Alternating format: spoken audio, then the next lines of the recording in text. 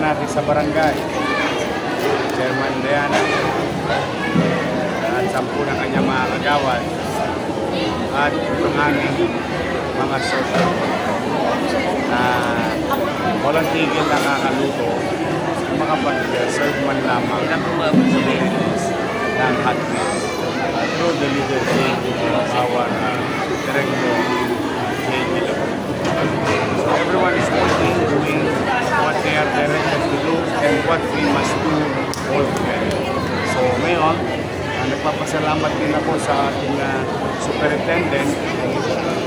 Superintendent Nerissa ng SDO dahil nagamit ng mga barangay officials at ng community where they are located nearby yung mga eskwelahan natin.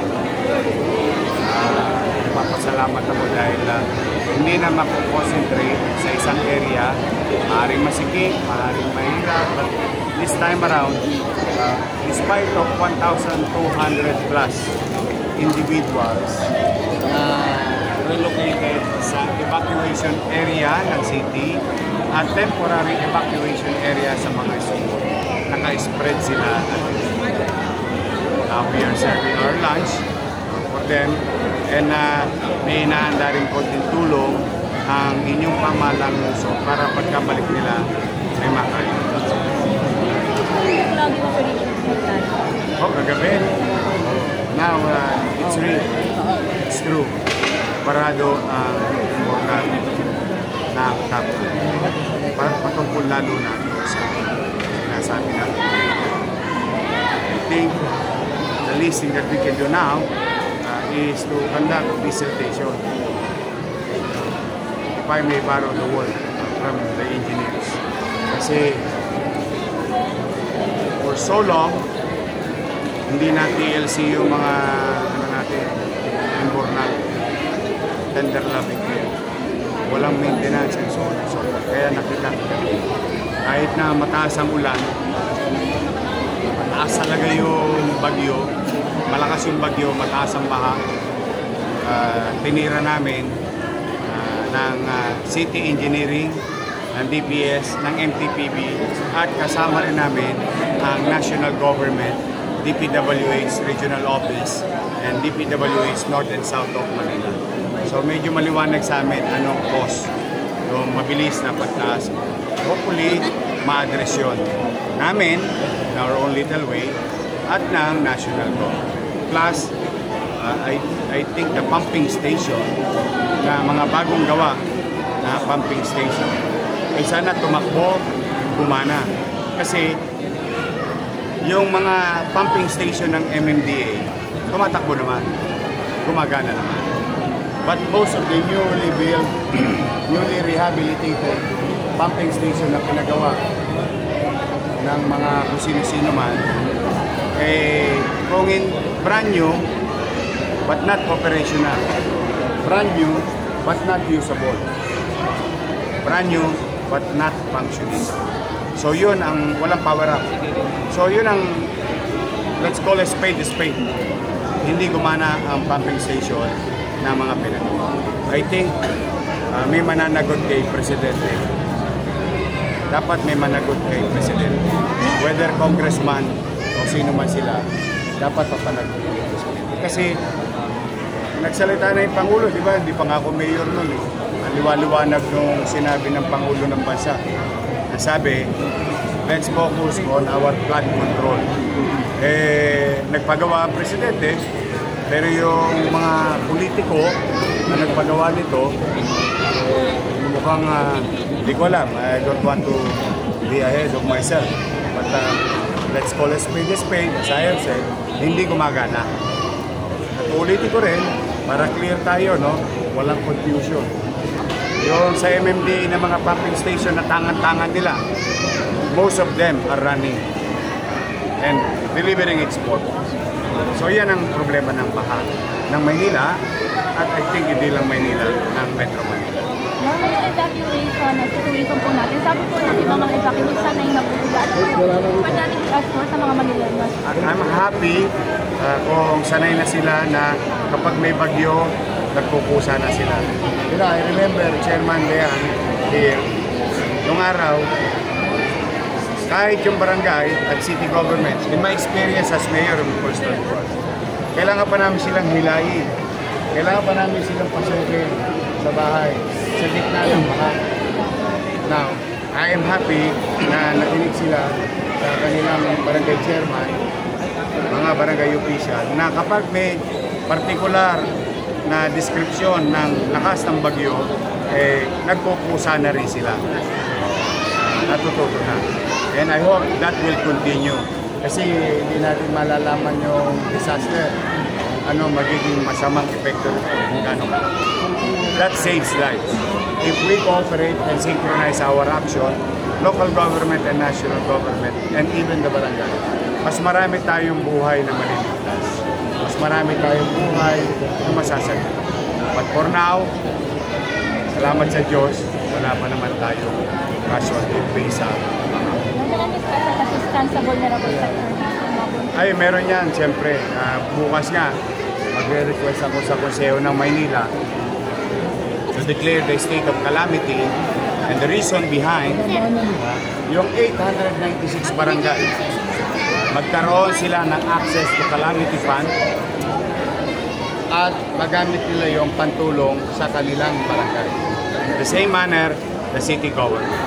So after those requirements of law, we will act on the matter as an additional support. But for now, they have support. They have food, hot meal, they have food boxes later on, so that pagbalik nila sa kanya-kanyang tahanan, may mailuluto naman.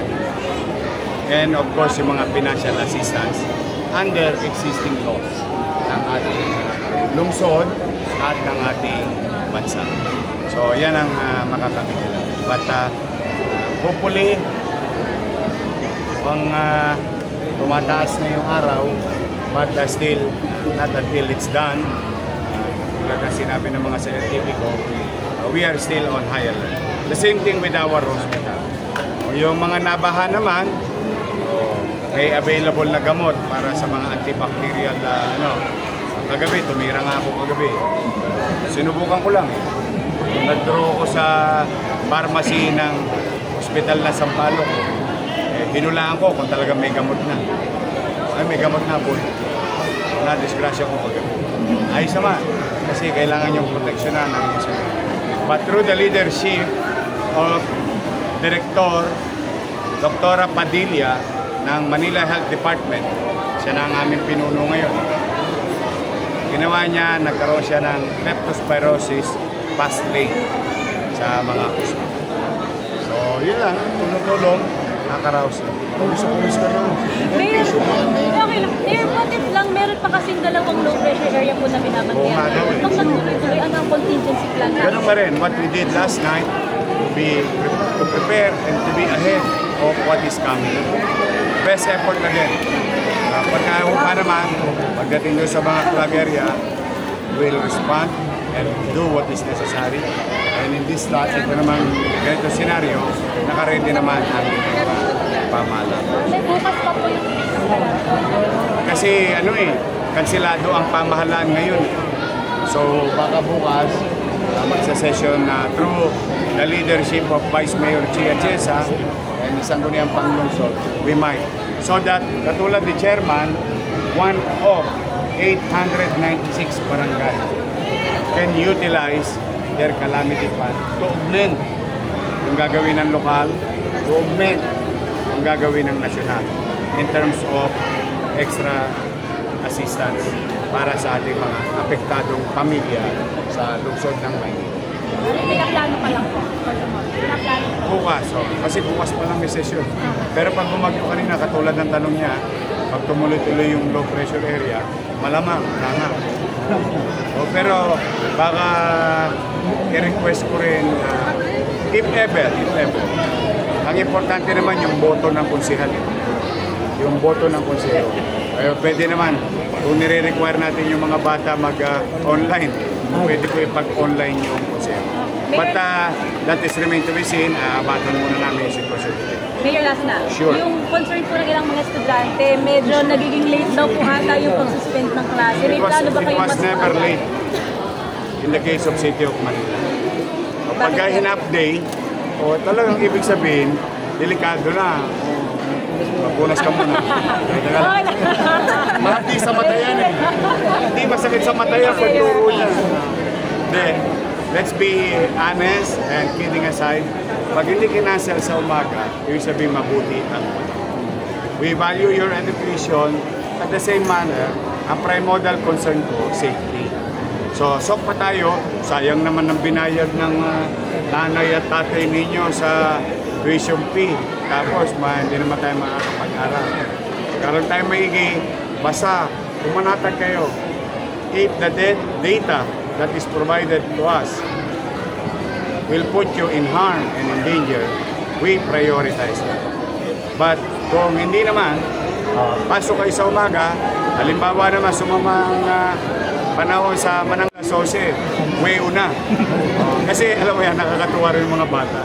Ano yun, Yorme? Lugi naman kaming pangumaga, lagi kami may pasok. Pasensya na kayo. Gusto ko mag-aral kayo. Gusto rin ng magulang nyo mag-aral kayo. But katulad yesterday, very clear, no question. Very clear yung panahon. Magbabaha. Dala ng bigat ng buhos ng ulan at taluyong ng tubig coming from the eastern border, which you saw by 6:30 at second level. I think by 9 p.m. reported sa inyo, umabot na ng third level. Yun, delikado. So agahan naman namin, lagi kami maaga sa Maynila. At pag hinap day namin, there must be a valid reason. We love you, we care for your future, we care for your safety. Ganun lang ang pamahalaan. Sure. Si Friday ka congressman na pumping station na hindi gumana. Dapat matingnan ng Presidente. Okay, dapat matingnan ng Presidente. Ay, dapat matingnan ng Presidente. Kasi madami naman nakikita yun. Maraming hindi gumagana.